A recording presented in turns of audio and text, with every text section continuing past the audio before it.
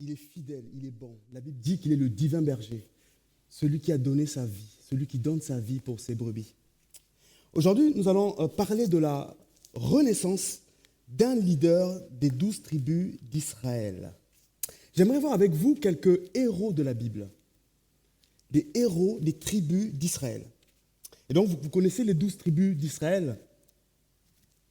Vous les connaissez? Non, pas trop? Bon. En fait, pour parler de ces leaders, nous allons aller dans l'Ancien Testament et vous allez ouvrir votre Bible sur le livre d'Exode. Et là, la Bible parle d'un premier leader. Donc, vers Exode chapitre 2, la Bible parle d'un premier leader. Est-ce que vous savez à peu près de qui il s'agit? Exode chapitre 2, Exode chapitre 3. Moïse. Moïse est de quelle tribu? Moïse est de la tribu de Lévi. Parfait.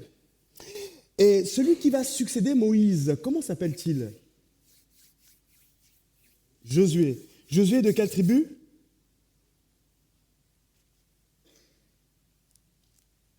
Éphraïm. Donc Éphraïm, c'est la descendance de Joseph. Joseph avait part à 2 tribus, la tribu d'Éphraïm et la tribu de Manassé. Et donc plus tard, lorsque vous ouvrez votre Bible dans Juge chapitre 13, vous allez tomber sur un juge. De qui s'agit-il? Juge chapitre 13. Donc entre Juge chapitre 13 et chapitre 16, la Bible parle d'un juge. De qui s'agit-il? Samson. Samson est de quelle tribu? De Dan. Exactement. Samson est de la tribu de Dan. Et plus tard, le premier prophète qui va couronner le premier roi, de qui s'agit-il? Donc après Juge, vous avez quel livre? Samuel. Donc le prophète Samuel, il est de quelle tribu?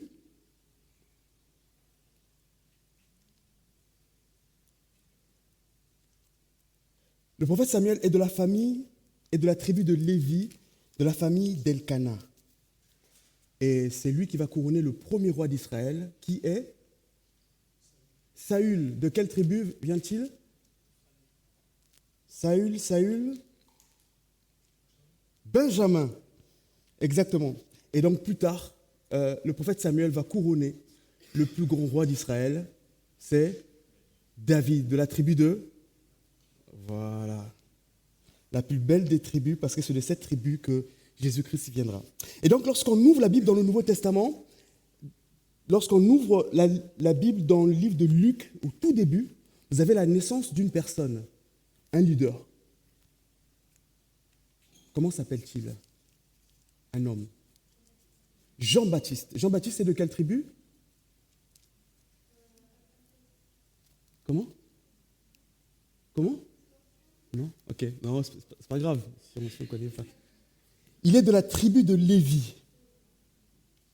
Son père s'appelait Zacharie, sa maman s'appelait Élisabeth. Et donc plus tard, Jésus qui va naître, et Jésus est de la tribu de Juda. Et dans le Nouveau Testament, on a encore un autre leader, celui qui a écrit une grande partie des livres du Nouveau Testament. Vous savez de qui il s'agit? L'apôtre Paul, de la tribu de... L'apôtre Paul est de la tribu de Benjamin, exactement. Et l'apôtre Paul sera accompagné d'un homme qu'on appelle Barnabas. Barnabas est de la tribu de Lévi. Donc Samson est de la tribu de Dan, et la tribu de Dan fait partie des 12 tribus qui avaient reçu une part d'héritage dans le pays que le Seigneur avait promis aux enfants d'Israël, les enfants d'Abraham, d'Isaac et de Jacob.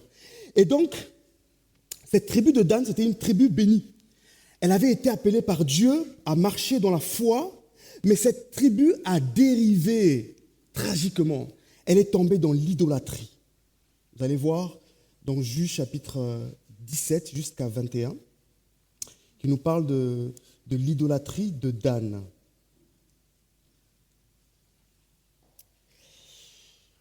Le problème de Samson, c'est que Samson est né dans une région géographique proche des Philistins. Et Samson est né dans une période où l'idolâtrie était à son paroxysme. La tribu de Dan était l'une des tribus, avec celle de Juda, qui était la plus proche des Philistins. Philistins qui étaient des peuples idolâtres qui dominaient sur Israël. Et donc les Philistins étaient les ennemis les plus féroces d'Israël. Ils étaient les plus acharnés, ils étaient les plus développés. Ils avaient une bonne économie. C'était des guerriers. Donc les Philistins, c'est là où vient un célèbre géant. Vous vous rappelez? Goliath. Voilà. Et donc le Seigneur a donné une force surnaturelle à Samson afin que celui-ci puisse protéger son peuple, le peuple d'Israël. Mais Samson passait la plupart de son temps chez les Philistins. Il aimait la ville de Gaza. Et en fait, lorsqu'on quitte le territoire de Dan pour aller à Gaza, il fallait traverser plusieurs villes. Samson aimait aller à Dan. Donc le Seigneur a voulu que Samson soit dans le territoire d'Israël, précisément à Makanedan. Mais Samson aimait prendre le métro. Il allait à Marseille, il allait à Bougainville, il allait au Prado. Samson aimait le péché. Samson était attiré par le monde. La Philistine de cette époque, qu'on appelle aujourd'hui Palestine, était un pays développé. Et Samson était attiré par les bonnes choses. Il était aussi attiré par les belles femmes. Et donc Gaza ici, c'est l'image de la ville qui est en opposition à Dieu. C'est une ville qui vit dans le péché. Le titre de mon message est le suivant: Samson à Gaza, le réveil du Danite. Pourquoi le réveil? Parce que Samson avait tendance à s'endormir. Et la dernière fois qu'il s'est endormi, il s'est endormi sur les jambes de qui? Delilah. Il s'est réveillé, mais il ne s'est pas réveillé de la bonne façon. Et aujourd'hui, nous allons voir comment est-ce que le Seigneur va réveiller Samson. Nous allons donc ouvrir la Bible dans Juge chapitre 16, versets 19 à 21. Et j'aimerais vous poser une question. Est-ce que vous voulez aller plus loin avec le Seigneur? Amen. Voilà. Vous savez, lorsque j'étais dans un pays étranger et qu'il m'a fallu apprendre la langue, j'avais dans ma poche un dictionnaire jaune. Dictionnaire français et la langue dans le pays dans lequel je vivais. Et lorsque j'entendais un mot que je ne comprenais pas, j'ouvrais le dictionnaire pour savoir ce que ça voulait dire. Et en fait, nous, aujourd'hui, on a besoin d'avoir nos Bibles. On a besoin d'avoir nos Bibles en papier. Moi, quand c'est vendredi, quand je prêche, j'emmène ma Bible. Mais quand c'est dimanche, j'ai mon téléphone et dans le téléphone, j'ai l'application. Bible.com, YouVersion. Et vous savez, avec cette application, vous avez aussi l'audio. Et donc, si ça vous arrive de cuisiner, de préparer des pâtes, vous mettez 10 minutes de cuisson de pâtes. Bon, 10 minutes, c'est un petit peu trop. Si vous voulez des pâtes al dente, c'est 7 minutes au moins. Et 7 minutes, mettez Matthieu chapitre 7 et vous écoutez la Bible. Quel est le verset principal de Matthieu chapitre 7 que vous connaissez à peu près? Matthieu chapitre 7, verset 7, je pense que demandez et l'on vous donnera. Cherchez et vous trouverez. Frappez et l'on vous ouvrira. Donc, avant d'aller au travail, au boulot, vous mettez un chapitre. Avant de lire la parole, on va d'abord voir un résumé de la vie de Samson, comment celui-ci est fait prisonnier à Gaza. Parce qu'il n'est pas arrivé à Gaza pour rien. Il s'est passé quelque chose dans la vie de Samson, et en fait, c'est cette chose que j'aimerais voir avec vous. Nous sommes à peu près vers 1100 avant Jésus-Christ, donc 100 ans avant la naissance de David à peu près. Et Samson était un homme consacré, c'est-à-dire que mis à part pour Dieu, dès le ventre de sa mère, c'était un naziréen, quelqu'un qui devait vivre à 100% pour Dieu. Et la Bible a dit, concernant Samson, donc c'est un ange de l'Éternel qui est venu voir ses parents, en disant à sa mère, le rasoir ne passera point sur sa tête, pas de vin, il ne boira pas de vin, il ne se souillera pas avec un cadavre. Donc c'était valable pour Samson, c'était aussi valable pour sa mère, alors qu'elle allait porter Samson. Et l'ange de l'Éternel dira à cette dame, dont le nom n'est pas mentionné, et le père de Samson s'appelle Manoah, ce sera lui qui commencera à délivrer Israël de la main des Philistins. Donc Samson le Seigneur avait préparé quelque chose de bon pour lui, quelque chose de très important. Et il faut se dire que dans notre vie, le Seigneur a préparé quelque chose de bon pour chacun d'entre nous. Il veut se servir de nous, de chacun d'entre nous. Hommes, femmes, enfants, personnes âgées. Le Seigneur est bon. Il a tout prévu. Mais Samson aimait aller chez les Philistins. Et un jour, il descendit à Timna, il vit une femme. Il dit à son père, papa, prends-moi cette femme, prends-la moi pour femme. Et là, Samson avait besoin de son père parce que je pense que pour marier des femmes, il fallait que les parents soient là. Et en chemin, Samson rencontra un lion. La Bible dit qu'il le déchira à main nue. Et plus tard, Samson est revenu avec ses parents et il est allé voir ce lion. Vous avez remarqué que ce que le Seigneur avait dit, il ne touchera pas les choses mortes. Et donc, dans le cadavre de ce lion, il y avait du miel. Et Samson, il a mangé le miel et il en a donné à ses parents. Mais la Bible dit, il ne dit pas à ses parents d'où venait ce miel. Donc, Samson a commencé à faire des petites cachotteries comme ça. Et il a commencé à pêcher petit à petit. Et donc, lorsqu'il est allé à son mariage, on organisa un festin et on donna à Samson des compagnons. Et ces compagnons, c'était des Philistins. Donc, il est hébreu, il va à un mariage. Ses compagnons, ce sont des Philistins. Et Samson, à son mariage, il cherche querelle, il cherche des problèmes. Il donne aux Philistins une devinette. Il dit, si vous trouvez, je vous donnerai 30 chemises et des vêtements. Si c'est l'inverse, c'est vous qui allez me donner. Et puisque personne, au bout de 7 jours, personne n'arrivait à trouver la réponse, les Philistins sont allés voir la femme de Samson, la future femme de Samson. Elle a mis la pression à Samson et Samson lui a révélé la solution et cette femme a dit aux Philistins. Et donc, il a été trahi pour la première fois.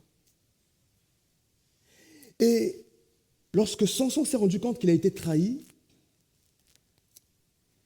il est allé dans les champs, il a brûlé, donc il a taché.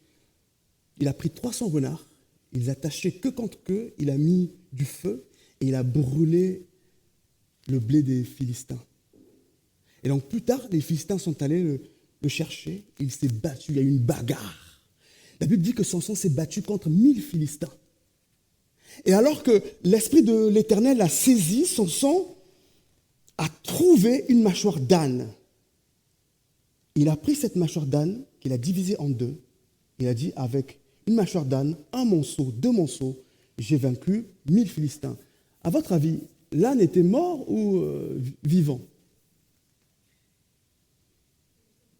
Mort. Ah oui, il ne va pas prendre un âne en vie et commencer à tuer des gens. Donc l'âne était mort. Samson avait un goût morbide. Il était attiré par la mort. Alors que le Seigneur lui avait bien interdit de toucher aux choses mortes. Et donc plus tard, Samson partit pour Gaza. Et à Gaza, il entre chez une prostituée. C'était grave, très grave. Imaginez Jean-Baptiste chez une prostituée. C'est impensable, c'est infaisable. Mais Samson s'est retrouvé chez une prostituée et en fait les Philistins ont fait une embuscade. Ils l'ont attendu en fait devant la porte. Mais l'Esprit de Dieu l'a saisi Samson et il a démonté la porte. Les barres, il est parti avec la porte, avec toute la porte. Il est monté sur une montagne à Hébron et personne n'a pu le suivre. Et la Bible dit que plus tard, alors qu'il aurait pu se repentir et revenir à Dieu, la Bible dit, Samson aima une femme dans la vallée de Sorek. Donc dans la vallée de Sorek, c'est chez les Philistins encore. Et cette femme s'appelait Delilah. Il était amoureux. Et cette femme a demandé à Samson, révèle-moi ton secret. Quel est ton secret? Et à 3 fois, Samson s'est joué d'elle. Et alors que Delilah a insisté, Samson a révélé le secret à Delilah. Et c'est à partir de là que Delilah l'a trahi pour de l'argent. Et en fait, pourquoi le monde dans lequel on vit nous trahit? Parce que dans le cœur des gens, il y a des idoles. Les gens sont motivés par l'argent. Les gens sont motivés par les intérêts personnels. Les gens sont motivés par la jalousie. C'est quoi une idole? Une idole, c'est quelque chose qui vient dans notre vie et qui prend la première place. La première place dans notre vie, elle appartient à Dieu. Mais lorsque Dieu n'est plus à la première place, ce qui va prendre la première place est une idole. Et avoir une idole dans notre cœur, c'est déjà un péché. Juge chapitre 16, versets 19 à 31. Nous allons lire la parole de Dieu. Donc, Delilah l'endormit sur ses genoux. Elle endormit Samson sur ses genoux. Ayant appelé un homme, elle rasa les 7 tresses de sa tête et commença ainsi à le dompter. Il perdit sa force. Samson perdit sa force. Elle dit alors, les Philistins sont sur toi, Samson. Il se réveilla de son sommeil. Comme je vous ai dit, ce n'est pas le bon réveil. Il dit, je m'en tirerai comme les autres fois et je me dégagerai. Il ne savait pas que l'Éternel s'était retiré de lui. Dieu s'est retiré de Samson. Dieu a retiré son esprit, donc plus de force. Les Philistins le saisirent et lui crevèrent les yeux. Ils le firent descendre à Gaza et le lièrent avec les chaînes d'airain. Ils tournaient la meule dans la prison. Le verset 22, cependant ses cheveux recommencèrent à croître depuis qu'il était rasé. Or, les Philistins s'assemblèrent pour offrir un grand sacrifice à Dagon. Donc, Dagon, c'était leur dieu, le dieu des Philistins, une idole, leur dieu. Et pour se réjouir, ils disaient, notre Dieu a livré entre nos mains Samson, notre ennemi. Et quand le peuple le vit, ils célébrèrent leur Dieu en disant, notre Dieu a délivré entre nos mains notre ennemi, celui qui ravageait notre pays et celui qui multipliait nos morts. Dans la joie de leur cœur, ils dirent qu'on appelle Samson et qu'il nous divertisse. Ils firent sortir Samson de la prison. Il joua devant eux. Ils le placèrent entre les colonnes. Et Samson dit au jeune homme qui le tenait par la main, laisse-moi afin que je puisse toucher les colonnes sur lesquelles repose la maison et m'appuyer contre elles. La maison était remplie d'hommes et de femmes. Tous les princes des Philistins étaient là. Il y avait sur le toit environ 3000 personnes. Souvent, on a l'impression qu'il n'y avait que 3000 personnes, mais on dit il y avait sur les toits. C'est comme si on dit à Marseille, il y avait au virage 10 000 personnes, au stade Vélodrome, mais il y a plus, il y avait beaucoup de gens.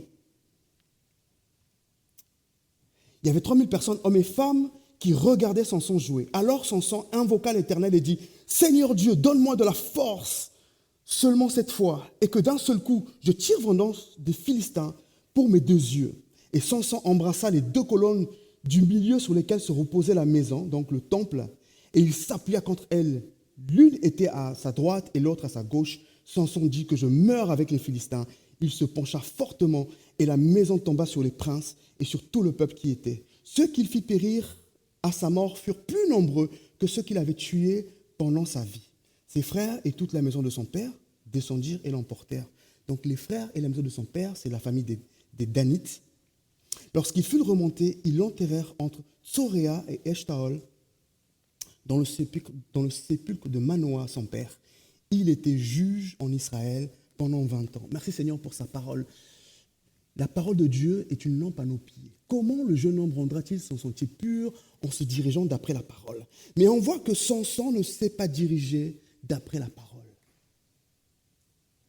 Et c'est la raison pour laquelle Samson a perdu ses yeux. Samson est comme un chrétien qui est attiré par ce que le monde offre. Parfois, on a du mal à croire que le Seigneur est capable de nous bénir spirituellement. Des fois, on a du mal à croire que le Seigneur peut remplir notre cœur.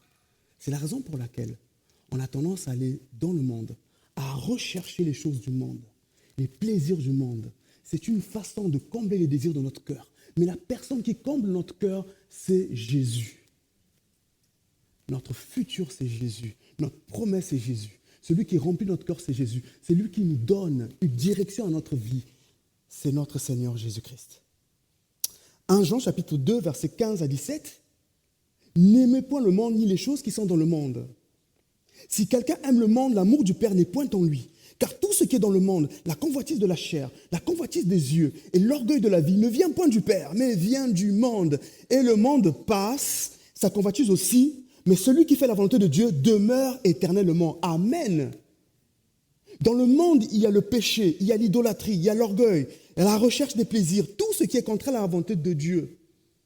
Mais le Seigneur a fait naître en Israël un homme de la tribu des Danites. Et cet homme devait exercer son ministère. Samson devait exercer son ministère à Makanédan. Maccanédan, c'était le quartier général des Danites entre Tsoréa et Eshtaol. Et c'est là où l'Esprit de l'Éternel touchait, le saisissait. Et Samson pouvait exercer son ministère en Israël.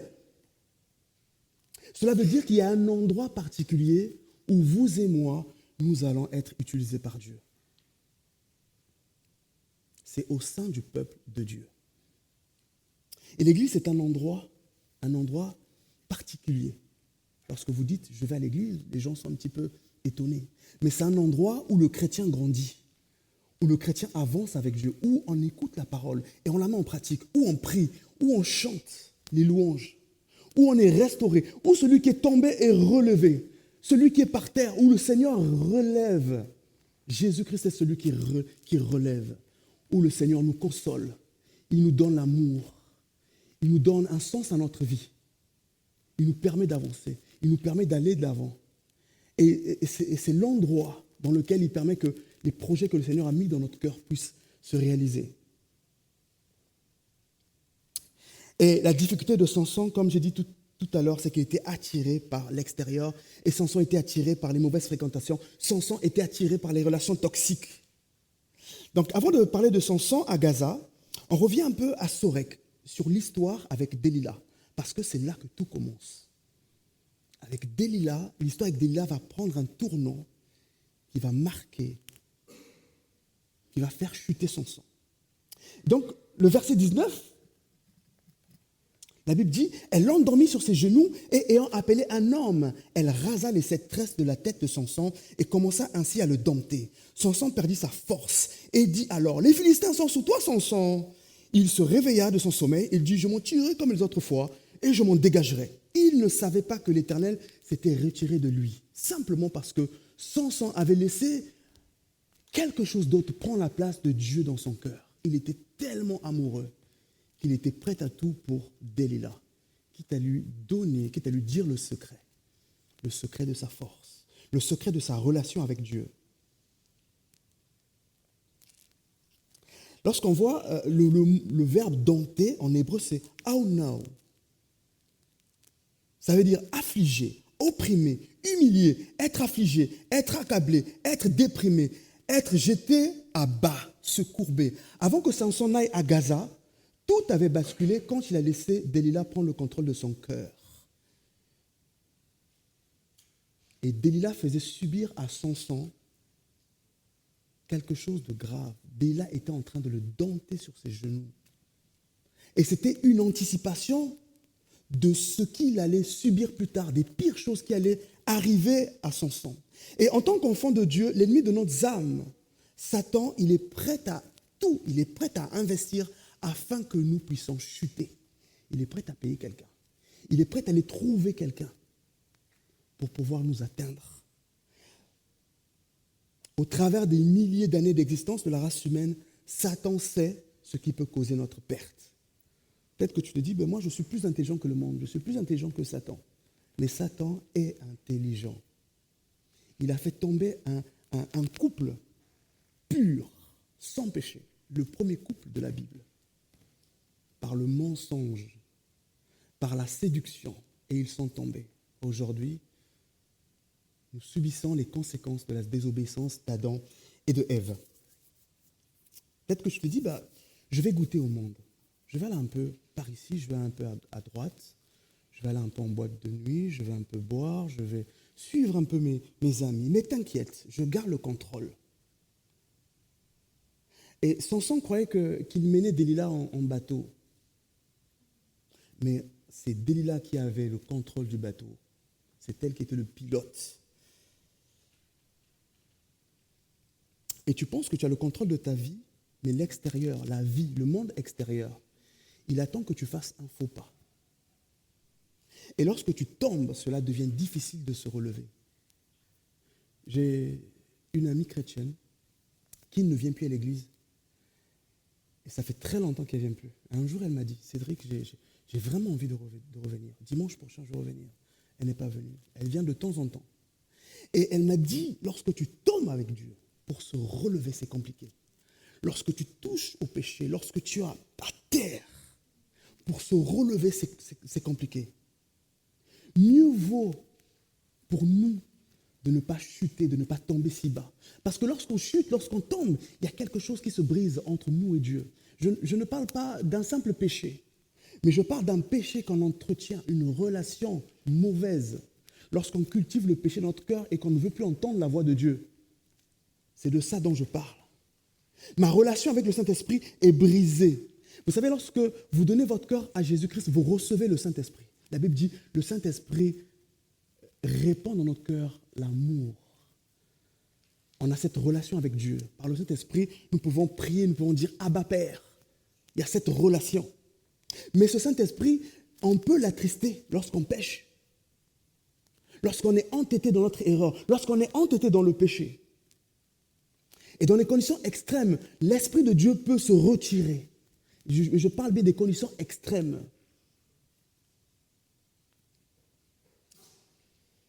Si tu as un problème en particulier, si tu as un problème qui te tracasse, si tu as une oppression, tu as peut-être un péché particulier qui revient sans cesse, le petit conseil que je pourrais te donner, c'est d'en parler à quelqu'un, quelqu'un de confiance.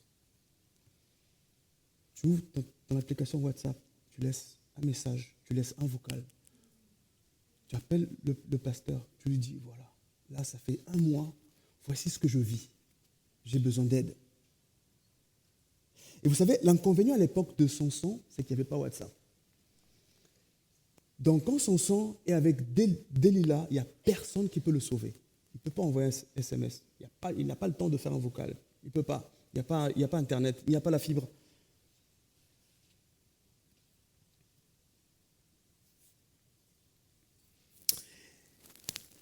Et lorsque Samson est emmené à Gaza, il est seul. Maintenant, nous allons voir le réveil de Samson à Gaza. Et en fait, à Gaza, Samson va invoquer l'Éternel alors qu'il est tombé, alors qu'il n'a pas WhatsApp, alors qu'il est seul. Samson invoque le Seigneur. Et quand on chute, le Seigneur ne nous laisse pas à terre. Il est celui qui veut nous réveiller. Il est celui qui nous relève. Le Seigneur ne veut pas que nous restions couchés. Parce qu'il veut encore que vous et moi, nous soyons des instruments entre ses mains. Le Seigneur, il veut encore se servir de toi. Il veut encore se servir de vous et moi. Ne te dis pas, sur terre, je ne sers à rien. Sur terre, je ne suis venu pour rien. Tu as quelque chose à faire pour le Seigneur. Et le Seigneur va t'aider à le faire, même si tu as chuté, même si tu es tombé. Juge chapitre 16, verset 21. Les Philistins le saisirent, alors qu'il est encore à Sorek chez Delilah. Les Philistins le saisirent et lui crevèrent les yeux. Ils le firent descendre à Gaza et le lièrent avec des chaînes d'airain. Ils tournaient la meule dans une prison. Vous voyez un peu ce que ça veut dire tourner la meule? En fait, ce sont des animaux, ce sont des bœufs qui tournaient la meule pour moudre le grain. Et Samson, un juge en Israël, se retrouve comme un bœuf en train de moudre le grain. Et il faut comprendre que Dalila n'est plus avec Samson. Samson est seul. Alors qu'ils passaient des bons moments avec Delilah, ils ont fêté beaucoup de Saint-Valentin ensemble. Ils ont pris des photos, ils ont mis sur Instagram, ils ont retouché des photos, publié des likes, des j'aime. Mais lorsque tu te retrouves dans les problèmes, lorsque tu touches le fond, celui ou la personne qui est avec toi, qui t'entraîne dans le mal, disparaît. Tu te retrouveras tout seul, avec tes problèmes, avec tes yeux crevés. Et Samson se retrouve tout seul. Samson avait reçu une force exceptionnelle, mais il a cédé à la tentation du monde. Et Dalila l'a aidé. Samson marchait selon la convoitise de ses yeux, on les lui creva. Ce sont les conséquences du péché. Il a perdu la capacité de voir, physiquement et spirituellement. Et vous savez, lorsqu'on s'éloigne de Dieu, lorsqu'on s'éloigne, on perd la vision spirituelle, on devient vulnérable. On devient faible, on devient comme un autre homme. C'est ce que Samson avait dit à Delilah. Si tu coupes mes cheveux, je serai comme un autre homme. Et c'est vrai qu'on n'arrive pas à imaginer Samson dans une prison en train de moudre du blé. Vous savez, si Samson était peut-être retourné dans sa famille chez les Danites et qu'il aurait expliqué à son père, à sa mère, à ses frères, écoutez, j'ai rencontré une femme, elle est terrible. On lui aurait dit, fuis Delilah, pars. Mais Samson ne l'a pas fait. À cause de son choix, il s'est retrouvé à Gaza. Et Samson, c'est un des seuls leaders danites qui a été mis HS par Delilah. Et en fait, le nom de Samson, c'est Shimshon. Ça signifie le lever du soleil. Mais avec les yeux crevés, c'est difficile de voir le lever du soleil. Et le Seigneur nous appelait à être des leaders spirituels, des hommes et des femmes, des leaders spirituels dans nos familles. Et on se bat avec le Seigneur, ce n'est pas uniquement pour nous. Mais quand on avance, c'est pour notre famille, c'est pour que notre famille soit sauvée. C'est pour que nous soyons des lumières dans notre famille, dans notre ville, dans notre pays. Maintenant que Samson a chuté, quelle est la solution? Quand on chute, quelle est la solution dans notre vie? La solution, la seule solution, c'est d'invoquer le Seigneur. Et aujourd'hui, en 2025, lorsqu'on chute, lorsqu'on pêche, il n'y a qu'une seule personne qui est capable de nous relever, c'est Jésus-Christ. Celui qui est mort sur la croix pour nos péchés. Celui qui a enduré la souffrance du monde. Celui qui a pris nos fardeaux, il a pris nos péchés. Lui qui était innocent, il s'est fait pécheur pour nous. Jésus n'a jamais commis de péché. Mais il est allé sur la croix, il est allé jusqu'au bout de la croix pour que vous et moi nous soyons sauvés. Il est allé sur la croix et le troisième jour, il est ressuscité afin que le Saint-Esprit vienne dans notre vie, afin que nous ayons cette force, la force de nous relever. Et lorsqu'on tombe, ce n'est pas par nos propres forces que nous nous relevons, mais c'est par l'Esprit de Dieu. Et le Saint-Esprit est celui qui veut te relever ce soir. Il est celui qui veut prendre soin de ta vie. Il est celui qui veut te donner une direction nouvelle, un futur nouveau.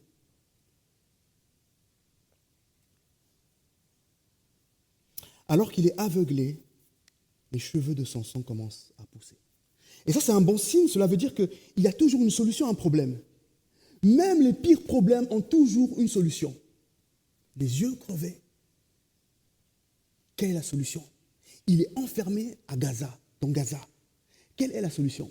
Il y a quelques années, j'ai eu un gros problème pendant longtemps, pendant très longtemps. Ça a duré 21 ans, ce problème. 21 ans. Et alors que je disais au Seigneur, mais quelle est la solution à ce problème? Quelle est la solution? Il n'y avait presque pas de solution. Et un jour, alors que je partais dans un magasin faire des soldes, je vois un vendeur, un bon commerçant. Je dis, excusez-moi monsieur, j'ai un problème. Il dit, chaque problème, il y a toujours une solution. Et au travers des paroles de cet homme, lui c'était un vendeur, hein, il voulait juste me vendre des semelles de chaussures, mais j'ai vraiment reçu comme une parole de Dieu.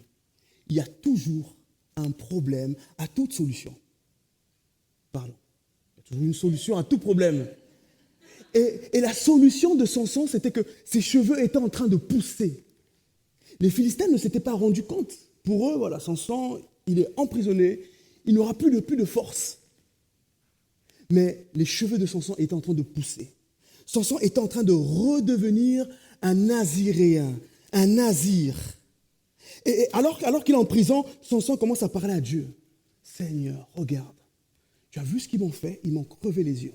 Seigneur, tu vois un peu comment est-ce que mon cœur est endurci, alors que tu m'as toujours protégé, alors que tu m'as toujours prêté ton esprit, afin que je puisse sortir des situations difficiles, extrêmes. Seigneur, montre-moi aujourd'hui ce que je dois faire. Montre-moi, apprends-moi. Lorsque les choses vont mal dans ta vie, tu peux crier à Jésus. Tu peux lui parler. Seigneur, montre-moi ce que je dois faire. Par rapport à tel problème, qu'est-ce que je dois faire? Seigneur, montre-moi. Donne-moi la solution. Après un échec ou une chute spirituelle, Dieu peut nous restaurer et nous utiliser puissamment. Amen. Juge chapitre 16, versets 22 à 25. Cependant, les cheveux de sa tête recommençaient à croître depuis qu'il avait été rasé. Or, les princes des Philistins s'assemblèrent pour offrir un grand sacrifice à Dagon, leur dieu. Et pour se réjouir, il disait, notre Dieu a livré entre nos mains Samson, notre ennemi. Youhou! Et quand le peuple le vit, il le célébrait, leur Dieu, en disant, notre Dieu a livré entre les mains notre ennemi. Vous voyez que les phrases se répètent, mais ils sont tellement, tellement contents qu'ils disent les mêmes choses. Samson, celui qui ravageait notre pays et qui multipliait nos morts. Dans la joie de leur cœur, ils disent, qu'on appelle Samson et qu'il nous divertisse. Ils firent sortir Samson de prison et il joua devant eux. Ils le placèrent entre les colonnes. Et en fait, on a l'impression que Samson est un petit peu perdu, mais Samson a un plan dans sa tête. Alors que les gens se moquent de lui, Samson a un plan. Et son plan, c'est revenir à Dieu. Son plan, c'est se tourner vers Dieu. Il dit, je suis à Gaza, je suis enfermé, mais qu'est-ce que je dois faire? Je vais me tourner vers Dieu. Et peut-être que Samson se rappelle cette phrase que l'ange de l'Éternel avait donnée à Manoach, son père, et à sa mère, dont on ne connaît pas le nom. C'est lui qui commencera à délivrer Israël de la main des Philistins. Et le meilleur plan de ta vie, c'est celui que Dieu a préparé pour toi, c'est celui que Dieu a déposé dans ton cœur. Et lorsque tu regardes ce plan, qu'est-ce que tu as reçu de Dieu? Qu'est-ce que Dieu t'a dit par rapport à ta vie? Et même lorsque tout va mal, regarde à ce plan. Seigneur, tu as prévu, tu m'as parlé dans mon cœur, tu m'as dit cela. Peut-être que tu as fait un rêve. Peut-être que tu as eu une prophétie de Dieu. Et même quand c'est compliqué, ne lâche pas, ne baisse pas les bras. Et dis-toi, le Seigneur, tu as des promesses pour moi, tu as des promesses. Tu m'aimes. Et tu vas faire à ce que cette chose puisse s'accomplir. Au lieu d'être abattu dans son cœur, Samson a une mission. Il retrouve le chemin du Seigneur. Samson est en train de se réveiller. Pas le réveil de lorsqu'il était avec Delilah, mais un réveil spirituel, un réveil qui vient de Dieu, un réveil qui est voulu par Dieu. Et le Seigneur veut te réveiller. Le Seigneur veut réveiller ton esprit. Samson, réveille-toi. Samson, réveille-toi. La Bible dit, réveille-toi, toi qui dors. Réveille-toi d'entre les morts. Et Christ, complétez la phrase, t'éclairera. Juge chapitre 16, versets 26 à 28. Et Samson dit au jeune homme qui le tenait par la main, parce qu'il était aveugle, laisse-moi afin que je puisse toucher les colonnes sur lesquelles repose la maison et m'appuyer contre elles. La maison était remplie d'hommes et de femmes. Tous les princes des Philistins étaient là. Il y en avait sur le toit environ 3000 personnes, hommes et femmes qui regardaient Samson jouer. Alors Samson invoqua l'Éternel et dit, Seigneur, souviens-toi de moi, je te prie. Ô Dieu, donne-moi la force, seulement cette fois-ci, et que d'un coup, je tire vengeance des Philistins pour mes deux yeux. Samson donc invoque Dieu, il tourne ses regards vers Dieu. Et le secret de la force de Samson se trouve dans la confiance qu'il avait en Dieu. C'est vrai que le monde Hollywood présentera Samson comme quelqu'un qui a la force dans les cheveux, quelqu'un de musclé, quelqu'un de baraque. Mais peut-être que Samson n'était pas du tout baraque, peut-être qu'il était juste mince. Mais lorsque l'Esprit de l'Éternel le saisissait, il devenait un autre homme. Ses cheveux, c'était simplement une démonstration extérieure d'une communion intérieure avec Dieu. Et l'esprit qui est avec Samson, c'est l'esprit qui a créé le ciel et la terre. Dieu est invisible. Je pense que c'est Daniel qui l'a dit tout à l'heure. Dieu est invisible, Jésus est invisible. Mais son esprit a une force, une puissance qui est capable de transformer ta vie, qui est capable de te changer, de bouleverser ta vie, qui est capable de te donner de la joie, qui est capable de te mener dans les sentiers de la justice. Peut-être que tu t'égares. Peut-être que tu suis les chantiers du monde, les sentiers du monde. Mais le Seigneur est celui qui veut te donner la vie.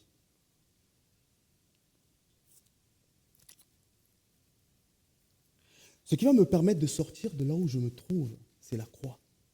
Lorsque je regarde à la croix, Jésus-Christ a tout payé pour moi à la croix. Et l'évangile, c'est la puissance de quiconque croit. Dynamis. Alors que Jésus-Christ est assis à la droite de Dieu le Père, il règne. C'est-à-dire qu'il nous voit dans nos difficultés, dans nos souffrances. lorsque tout va mal, lorsque tout va bien, Jésus te voit. Et Jésus est celui qui veut te toucher. Jésus est celui qui veut te donner une espérance nouvelle. Jean chapitre 16, verset 33, le verset ne s'affiche pas.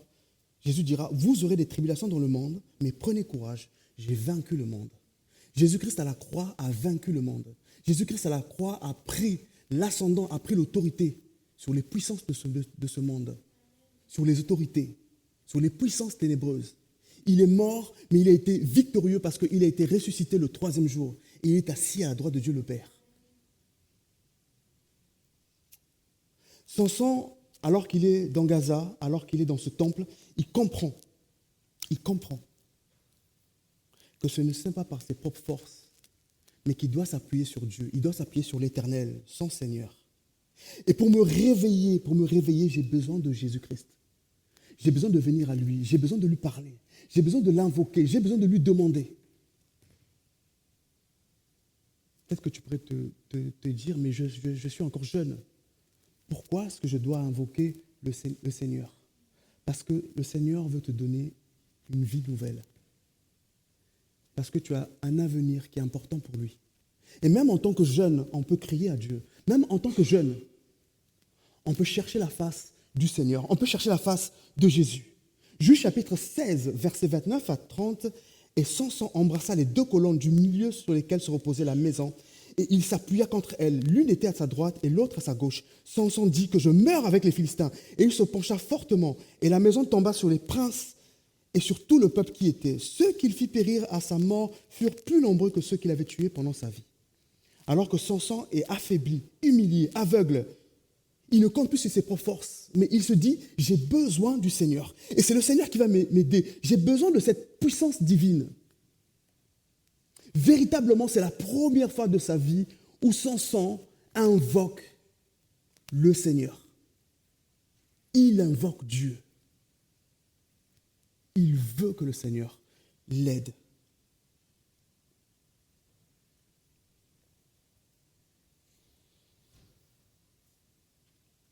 Samson devient un instrument de jugement contre les peuples idolâtres. En se sacrifiant pour détruire le temple de Dagon, il préfigure le Christ qui donna sa vie pour détruire le pouvoir du péché. Samson est une figure de Christ. Parce qu'à la dernière minute, il s'est tourné vers Dieu. Il s'est sacrifié pour que son peuple soit en sécurité. Les Philistins qui dominaient sur Israël, alors que Samson se sacrifie, il va ôter des Philistins cette domination qu'ils avaient sur Israël. Et Juge chapitre 16, verset 31, ses frères et toute la maison de son père descendirent et l'emportèrent. Lorsqu'ils furent remontés, ils l'enterrèrent entre Tsoréa et Eshtaol dans le sépulcre de Manoah, son père. Il avait été juge en Israël pendant 20 ans. Et en fait, on voit que c'est une fin tragique. C'est vrai, quand j'étais encore jeune, quand j'étais jeune, et que je voyais cette histoire de Samson, je me disais, Samson a failli. C'est peut-être pas ce que le Seigneur avait prévu pour lui. Samson a failli, c'est vrai, mais il a failli à moitié. Parce que à la fin de sa vie, le Seigneur l'a réveillé. Samson s'est réveillé et il a compris ce pourquoi il était venu sur terre. Libérer Israël de la domination des Philistins. Et c'est important que nous puissions nous rendre compte pourquoi je suis sur terre. Est-ce que je suis sur terre pour vivre dans le monde, pour faire ce que le monde fait? Non. Je suis sur terre pour être une lumière dans ce monde. Vous êtes le sel de la terre, vous êtes la lumière de ce monde. Que nous puissions marcher comme Jésus-Christ a marché sur cette terre. C'est vrai, lorsqu'on voit l'Ancien Testament, on parle de Samson qui a tué des Philistins, mais c'est juste des images. Le Seigneur voulait nous faire comprendre des choses. Notre vie, c'est pour le Seigneur. Samson, qui est mis à part pour Dieu, notre vie, nous ne vivons pas pour le monde. Nous vivons pour le Seigneur. Même si je suis encore jeune, même si tu es encore jeune, je t'encourage à faire confiance à Dieu. Je t'encourage à faire confiance à Dieu parce que ça vaut la peine. Souvenez-vous de Joseph. Joseph qui n'avait jamais péché. N'avait pas commis de péché grave, en tout cas de péché mentionné dans la Bible. Un jeune, la femme de Potiphar, voulut coucher avec lui. Il a fui, il a refusé. Joseph a tenu ferme, mais plus tard, il est devenu le premier ministre d'Égypte. C'est vrai qu'on fait des erreurs dans notre vie, mais ces erreurs, elles nous mènent vers le bas. Mieux vaut ne pas faire des erreurs. Mieux vaut marcher selon la Bible. Mieux vaut marcher selon le commandement de notre Seigneur. Comment le jeune homme rendra-t-il son sentier pur en se dirigeant d'après la parole? Comment le jeune homme, comment la jeune femme? Et comment aujourd'hui, je veux rendre mon cœur pur en me dirigeant d'après la parole, d'après ce que le Seigneur a écrit dans cette Bible.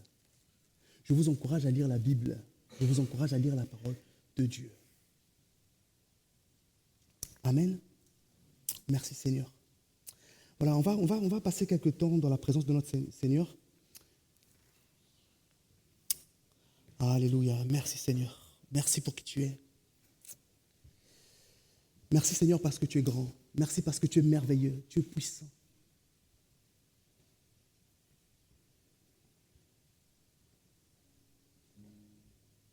Peut-être que dans ton cœur, tu te dis, je suis encore jeune. Pourquoi? Pourquoi est-ce que je dois donner ma vie à Jésus-Christ? Pourquoi est-ce que je dois suivre le Seigneur? Le monde a beaucoup de choses à m'apprendre. Le monde a beaucoup de choses à me donner. Mais le Seigneur a prévu des choses meilleures pour toi. Des choses meilleures que le monde.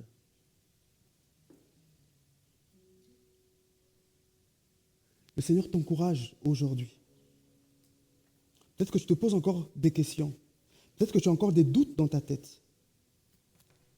Peut-être que tu es troublé par beaucoup de choses. Mais le Seigneur te demande de te recentrer sur Jésus-Christ. Sur Jésus uniquement.